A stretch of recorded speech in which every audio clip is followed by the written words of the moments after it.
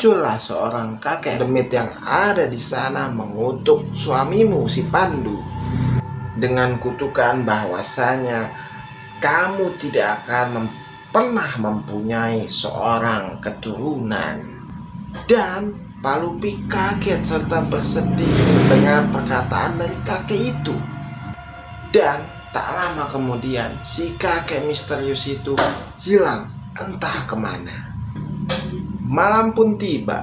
Palupi pun perlahan mendekati sang suami yang sedang sibuk untuk merawat wayang kulit kesayangannya. Walaupun si Pandu ini bukanlah seorang dalang, namun Pandu ini sangatlah gemar sekali mengoleksi wayang kulit.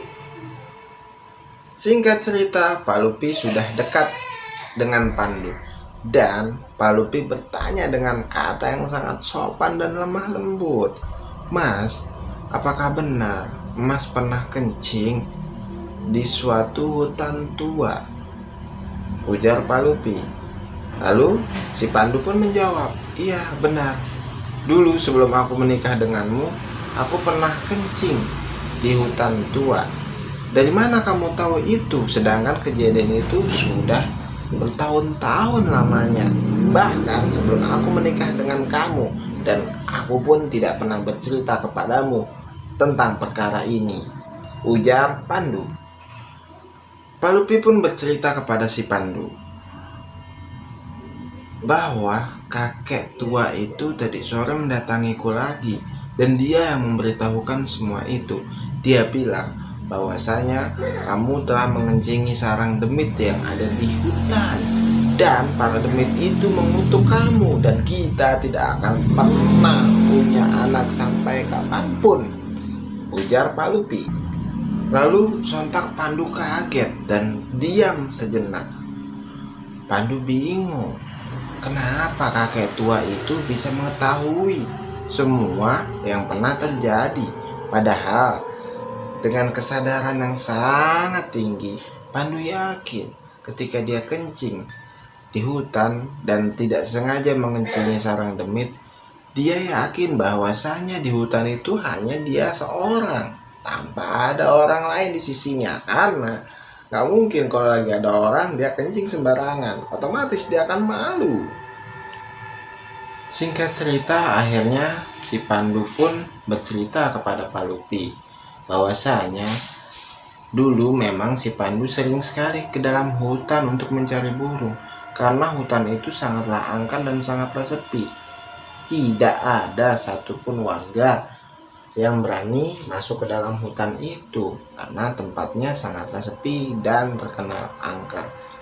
Pandu pun bicara terus terang bahwasanya dia itu sering mencari burung di dalam hutan itu karena burungnya itu sangatlah banyak, dan burungnya itu sangat jinak karena tidak pernah diganggu dan diusik oleh manusia manapun. Dan tanpa sengaja si Pandu itu mengencingi sarang demit yang ada di tengah hutan, yang mana sarang demit itu adalah berbentuk lubang seukuran sumur.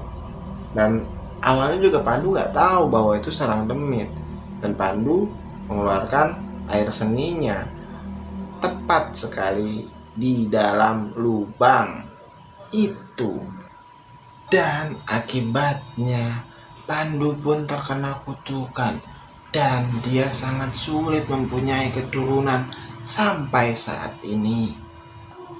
Palupi pun langsung kesal, dan Palupi tidak menyangka bahwa semasa remajanya dulu suaminya itu sangatlah jahil dan nakal. Lalu Palupi menanya, "Bagaimana ini Mas?" Dan Pandu pun menjawab, "Aku harus ketemu dengan kakek misterius itu, dan aku ingin menanyakan solusi apa yang bisa aku lakukan untuk mengakhiri kutukan ini," ujar Pandu. Singkat cerita, hari pun berganti, dan ketika menjelang senja, Pandu dan istrinya pun duduk bersamaan di depan kamar dengan posisi pintu kamar terkunci dan jendela kamar terbuka lebar dengan harapan kakek tua itu mau muncul lagi dan berinteraksi dengan Pandu dan juga istrinya, Palupi. Tak lama kemudian, Pandu dan Palupi mendengar suara lelaki tua yang sedang terbatuk-batuk. Lalu Pak Sutri itu bangun dari ranjangnya dan mereka berbarengan keluar, mengeluarkan kepalanya keluar jendela.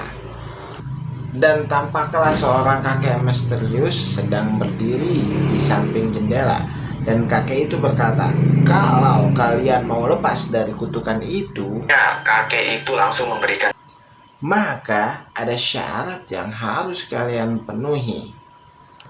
Tanpa perlu ditanya, kakek itu langsung saja memberikan syarat yang harus dipenuhi Pandu.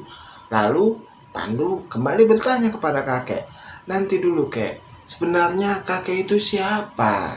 Ujar Pandu. Sebenarnya kakek ini siapa dan dari mana? Kenapa kakek itu tahu kalau dulu aku pernah mengencingi sebuah lubang di tengah hutan yang ternyata lubang itu adalah sarang demit, kek, ujar Pandu. Pandu sangat penasaran oleh sosok kakek misterius itu. Lalu sang kakek pun menjawab, aku adalah salah satu dari pemimpin sarang demit yang kau kencingi, dan aku adalah rajanya, ujar si kakek. Dan tanpa diduga-duga, wajah si kakek pun berubah.